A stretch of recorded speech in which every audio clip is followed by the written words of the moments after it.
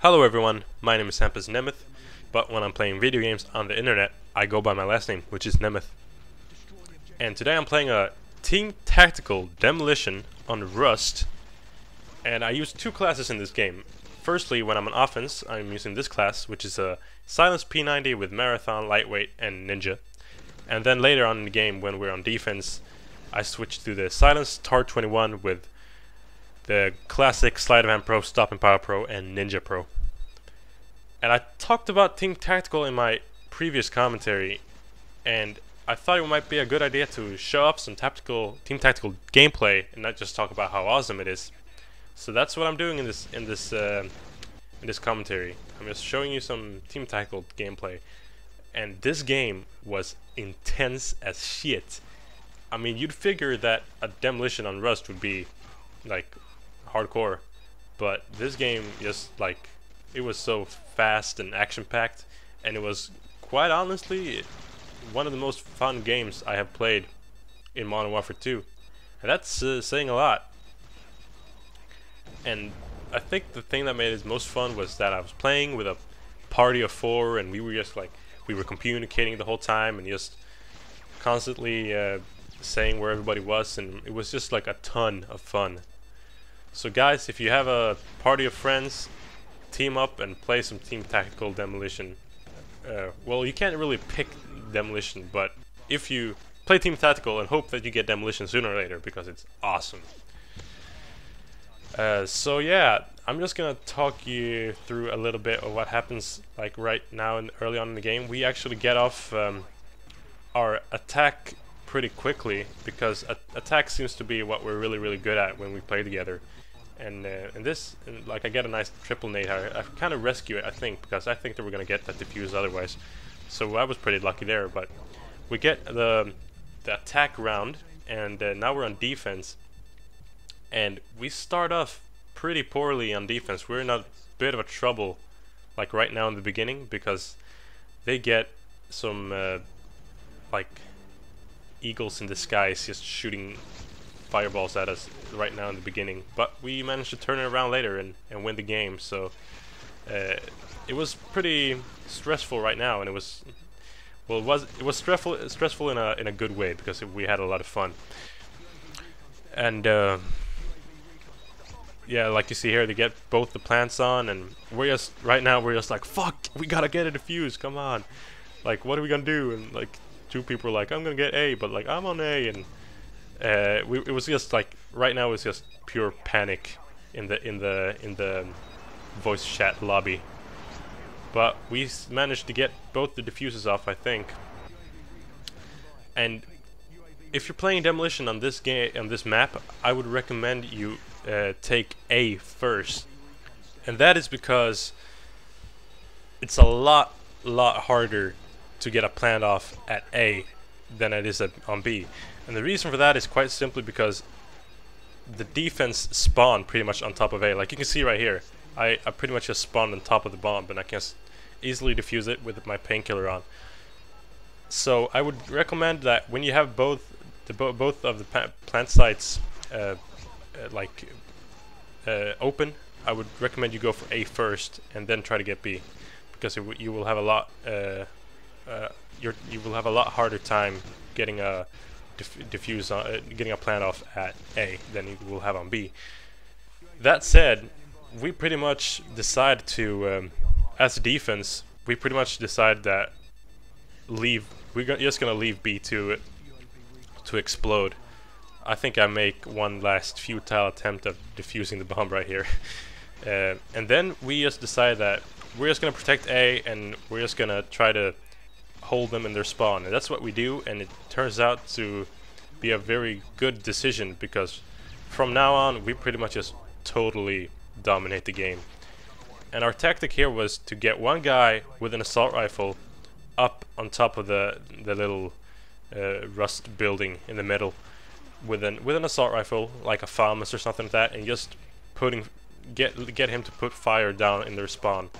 And also on the ground, we would take one like route each, or two of them would go right side, and I took this side alone.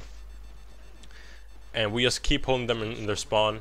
As soon as we spawn, we throw our stun grenades at their spawn and just try to keep them in there, not getting them to move out and like get close to the bomb at all. And that's what we do the whole game, and it turns out to be a very good decision. So yeah, I also want to talk about in this game. I also want to talk about cheaters, because I've been having a lot of problems personally with the whole cheater business that is going on Modern Warfare 2 right now. I literally have not gone into a single free-for-all in like 3 days without running into some kind of cheater. Okay, that was a bit of an exaggeration actually, because I have played a few games without cheaters, but most games, no. There has been some guy with wall hack and aimbot just shooting your face through the wall every time you spawn. And the problem with cheaters is that it's not only the fact that there are cheaters, it's also the fact that the cheaters kind of questions the credibility of the people that are just good players. And that's something I have personal experience from, because I cannot do well in a free-for-all without being called a cheater. It's quite like right there. Well, that was a nice nade. Where was I? Yeah, I cannot go into a free-for-all and do well. Like I have maybe like a 15-0 in a free-for-all, and I will without a doubt be called a fucking douchebag cheater that will get banned in the near future. And it's really frustrating. Like in the beginning I was like, yeah, it doesn't happen that often, but now it happens all the time. It happens even when I'm not doing well. I could have like I could win a game with like 30 and 23 and I would still get called a cheater. And it's, I don't know, I think the people that are calling you cheater are people that are fairly good players themselves, but when they actually run into someone that's better than them, they refuse to accept the fact that there are people who maybe can exceed their skill level, and instead they just jump to the conclusion that they are cheating. And it's very frustrating for players that are good to be called cheaters all the time. And I don't know how you could really fix that, because cheaters are gonna be there regardless. I know that Infinity Ward said that yeah, the new IV net mechanic is gonna prevent a lot of cheaters, and that was fucking bullshit, and I knew it from the beginning. But the whole attitude of the community right now is very sad in a way, because there's just so much anger right now in the community. It's like as soon as someone does well, you fucking shooter, I'm gonna get you banned.